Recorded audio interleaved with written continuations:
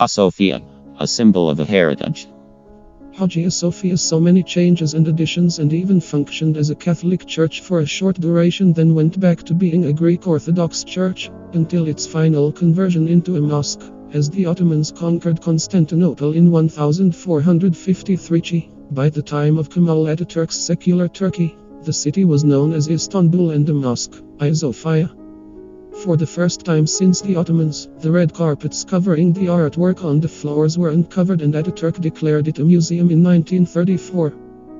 In July 2020, President Erdogan saw to its conversion back into a mosque, and Ayasofia held its first Mass Friday prayers in more than 80 years on July 24, 2020. This conversion had been in the offing for a few years, but, suppose, we were all hoping against it, as the popular opinion was that a UNESCO World Heritage Site would surely be subject to more stringent measures. It needs to be noted that this is not the first Byzantine church being converted into a mosque by Erdogan, but the fact that he went for a site so internationally recognizable as a symbol of Turkey was what set this move apart. The Taj Mahal is to India what Ayasofia is to Turkey, and so much more. Once considered the largest dome in the world, Ayasofia remains a symbol of the harmony that Turkey exudes.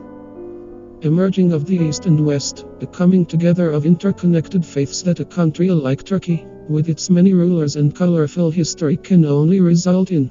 Ayasofia has been repaired multiple times over its 1500-year presence, and the Fasadi brothers in the 19th century added placard discs with the names of Allah, the Prophet, his two grandsons, and the four caliphs.